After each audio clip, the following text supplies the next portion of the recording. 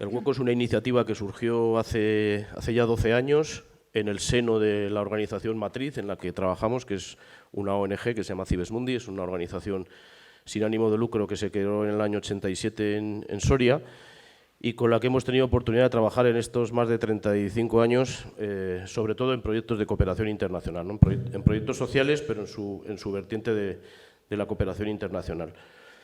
En estos años hemos trabajado sobre todo en el ámbito del desarrollo rural en infinidad de países, ¿no? En América Latina, en África, en Asia, en muchos lugares y ahí hemos ido atesorando pues, un poco el conocimiento, ¿no? diverso de cómo trabajar en este ámbito, ¿no?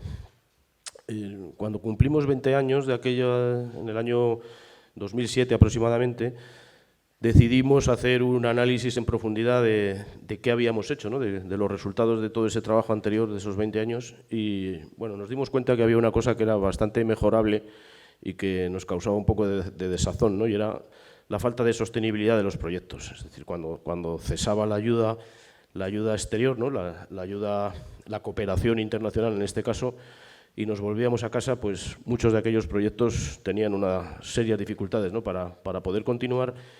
Y aquello, como digo, nos causaba mucha desazón y un poco de disgusto, ¿no? Porque invertíamos mucho tiempo, mucho esfuerzo, mucho dinero público y no siempre conseguíamos los resultados que buscábamos, ¿no? Entonces, aproximadamente en el año 9, en el año 10, decidimos salir por Europa a buscar algo que ni siquiera sabíamos lo que era, ¿no? O sea, lo que queríamos era conocer en otros países de la primera velocidad de Europa, ¿no? Países quizás más desarrollados que el nuestro incluso, pues buscábamos cómo trabajar en lo social de otra manera, ¿no? Y bueno, ahí es cuando descubrimos el concepto de innovación social y de emprendimiento social, ¿no? Un concepto para nosotros en aquel momento absolutamente novedoso. En España tampoco se hablaba entonces de eso, ¿no? O sea, cuando se hablaba de economía social, básicamente se pensaba siempre pues, en las cooperativas, en los centros especiales de empleo, empresas de inserción, etcétera, etcétera. Pero nadie pensaba en que podía haber empresas mercantiles normales y corrientes que también tuvieran un objetivo social o trataran de resolver un reto, ¿no? Un reto social. Y eso es, como digo, es lo que descubrimos sobre todo en los países nórdicos, en Alemania, Reino Unido. Yo siempre digo que la innovación social, empieza a hablarse de innovación social, se acuña el término de innovación social en el Reino Unido a mediados de los años 70, cuando en el gobierno más liberal que han tenido allí, el gobierno de Thatcher, en la famosa crisis de los mineros, ¿no? Cuando hay unas huelgas salvajes porque el gobierno, el Estado, ¿no? decide pegar un recorte tremendo al estado del bienestar, Thatcher poco menos que les vino a decir a las ONGs que si tenían un problema, que no esperaran a que viniera el gobierno, ¿no? a darles dinero para resolver ese problema y que se buscaran la vida, ¿no? Entonces, ahí es donde surgió ese movimiento de innovación social, ¿no? De hecho, Reino Unido quizás hoy tiene las empresas sociales más potentes, seguramente con un enfoque bastante más liberal de lo que en España podría encajar, pero es cierto que existen empresones, ¿no? en el sector de los cuidados, etcétera, empresas que facturan 50, 60 millones de libras, ¿no? En España es cierto que ha habido y hay un sector cooperativo potente que ha cubierto y que cubre muchas necesidades sociales, pero a nosotros aquello nos motivaba mucho, ¿no? Porque pensábamos que cualquier persona, desde su empresa o desde su iniciativa empresarial o emprendedora, podía trabajar o podía contribuir en ese triple impacto, ¿no?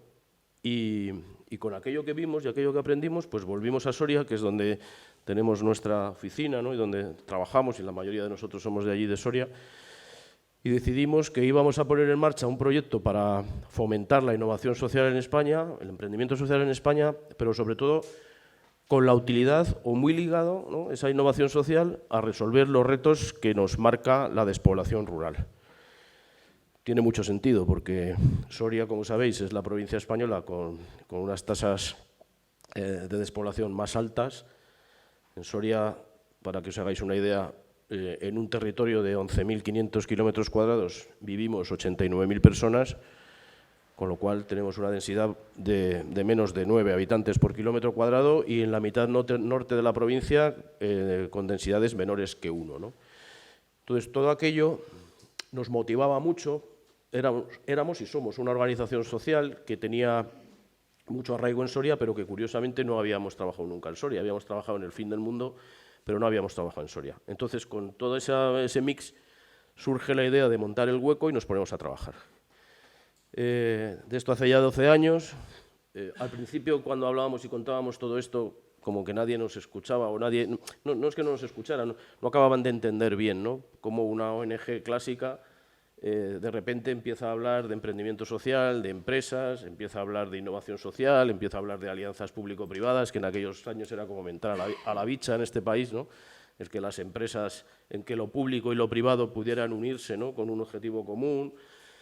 No fue fácil, ¿no? Pero sí que es verdad que vimos enseguida que había gente joven que acudía, ¿no? Y gente joven que vino al Hueco y que le interesaba lo que estábamos contando, y fue con ellos con los primeros que nos pusimos a trabajar, ¿no? De hecho, de ahí, de esos inicios, surgieron las iniciativas más potentes, ¿no? Tanto iniciativas nuestras propias, del propio Hueco, que impulsamos como entidad, como otras de personas particulares que vinieron a que les ayudáramos o a sentirse un poco acogidos, ¿no? En un ecosistema. Ya empezábamos a hablar entonces de ecosistema, no se entendía tampoco muy bien qué era eso del ecosistema, a sentirse acogidos en ese ecosistema, ¿no? De ese trabajo inicial surgieron empresas que hoy son referencia, como puede ser La Exclusiva, de la que hablábamos ayer, ¿no? Que es una empresa por todos conocida de sobra, una empresa que impulsaron una pareja allí en Soria para llevar los productos de primera necesidad a aquellas localidades, a aquellos pueblos donde no hay tienda, ¿no? Le llaman la tienda de los pueblos sin tienda. Era un concepto un poco disruptivo, ¿no? Porque ellos le llevan a las personas, a sus clientes en estos pueblos de la provincia de Soria, les llevan la compra al mismo precio que si esos clientes se desplazaran a Soria al supermercado a comprarla, ¿no? Ahí la clave es que ellos lo que hacen es negociar con su proveedor, en este caso con una cadena de hipermercados, negociar con el proveedor un rappel y ellos viven de ese rappel, ¿no? Aquello fue difícil al principio porque nosotros, España, como muchos de los que estáis aquí sabéis, es un país bastante atrasado en esto de la innovación social. Ni siquiera tenemos una ley de innovación social en este país. Hay países como el Reino Unido o Alemania que tienen fórmulas mercantiles, de sociedades mercantiles específicas, ¿no? Para este tipo de iniciativas, como La Exclusiva, ¿no? De hecho, nosotros hace como 10 años, 10, 11 años, hicimos una iniciativa parlamentaria con diferentes entidades españolas, que en aquel caso la tramitó CiU, Carles Campuzano, que era diputado entonces, para instar a la creación de una ley de innovación social y sobre todo a la creación de lo que dimos en llamar entonces las sociedades limitadas de interés general, ¿no? Que es un poco la transposición de lo que puede existir en el Reino Unido aquí a nuestro país, que no es otra cosa que sociedades mercantiles como cualquiera de las que pueda haber aquí, que puede tener un autónomo, que puede tener una pequeña empresa, pero en la que quede específicamente claro en sus estatutos, en sus pactos de socios, etcétera, etcétera, en su forma jurídica en sí mismo, en esas SLIC, ¿no? Que quede claro que son empresas que lo que persiguen es ese impacto social. Es una fórmula más de lo que ya existe, ¿no? De lo que hablábamos antes, de las cooperativas, etcétera, etcétera, ¿no? Sociedades laborales y todo esto. Bien, aquello no prosperó. Todos los políticos que vienen al Hueco, que vienen muchos, vienen todos, han estado presidentes del gobierno, ministros, etcétera, siempre que vienen y tenemos ocasión, siempre les decimos que por favor, que si quieren que en las zonas rurales surjan iniciativas empresariales, tenemos que pensar en este tipo de empresas sociales, empresas mixtas, empresas híbridas, empresas que no persiguen tanto el beneficio económico, sino que lo que persiguen es generar ese impacto favorable y trabajar en ese reto, ¿no? Que les marca la despoblación, pero que lógicamente tienen que ser empresas rentables económicamente, ¿no? Bien, todo aquello ha ido fluyendo, hemos ido trabajando, no me quiero alargar mucho porque me voy a comer el tiempo de mis compañeros, luego si queréis podemos seguir hablando. Hemos seguido trabajando en estos 12 años, seguimos haciendo un montón de cosas, nos gusta mucho estar metidos siempre en proyectos europeos, de hecho ahora estamos en un proyecto Interreg muy grande con Estonia, Bulgaria e Irlanda, en el que estamos analizando un concepto muy potente que alguno habéis oído hablar ya, que es el del rural proofing, ¿no? O el mecanismo rural de garantía, cómo las leyes, en general, la reglamentación que tenemos, dificultan en muchos casos la actividad en las zonas rurales y le ponen más difícil la vida a los ciudadanos en las zonas rurales, para entenderlos, ¿no? Esto es un concepto que nace en la cumbre de Cork en el año 2018 en Irlanda y a partir de ahí la Unión Europea ha instado a los países miembros a que en todos los países existan esos mecanismos rurales de garantía, esos observatorios esas gafas de analizar la legislación, esas gafas rurales, para ver dónde hay que incidir y qué reglamentaciones y qué leyes hay que cambiar. Trabajamos también en un proyecto que quizás es por el que más se conozca el Hueco, que es la celebración todos los años de una feria que nos inventamos hace 7 años, este año va a ser la 7ª edición, se llama Presura, Feria Nacional para la Repoblación de la España Rural, y que no persigue otra cosa que poner en contacto a aquellas personas que están pensando o que tienen interés en conocer qué les ofrece el mundo rural para poder vivir en él. Creo que la Feria Presura ha contribuido en gran medida a que hoy el problema de la despoblación sea considerado como un problema político de primer nivel en España, que esté en la agenda política de todas las administraciones. Simplemente decir que hace no más de 8 o 10 años era impensable que se hablara en todo el país de despoblación. Solamente se hablaba de despoblación en Soria, en Teruel y poco más, y nos trataban un poco como de locos, ¿no? de grillaos. Y hoy, bueno, pues afortunadamente creo que se habla en todo el país. Creo que en estos últimos años, además, se han puesto las bases para resolver un problema muy complejo, un problema que en las Highlands escocesas, por ejemplo, en las tierras altas de Escocia, que es uno de los modelos de éxito, ¿no? Han tardado más de 40 años en revertir ese proceso de despoblación y hoy vuelven a tener niveles de los años 70 y 80, ¿no? de población en aquella zona. Como digo, es un problema muy complejo, es un problema multifactorial, es un problema en el que para nosotros el municipalismo y los ayuntamientos tienen un papel importantísimo que creo que de momento todavía no están ocupando por diferentes circunstancias. Creo que los que verdaderamente saben cuál es la problemática que existe en su pueblo y cómo se pueden resolver estos retos en sus pueblos son los ayuntamientos, y siempre que tengo oportunidad reclamo que se apoye más a los ayuntamientos desde el punto de vista presupuestario, etcétera, etcétera, que tengan más fortaleza. En este sentido, creamos también hace 2 años un proyecto que le llamamos Red Nacional de Pueblos Acogedores, que en este momento aglutina a más de 50 pueblos menores de 5.000 habitantes de toda España, que les une un objetivo común, ¿no? Que es atraer nuevos pobladores a estos pueblos. Inicialmente la red se puso en marcha con el objetivo de atraer a teletrabajadores, porque la pusimos en marcha en plena pandemia.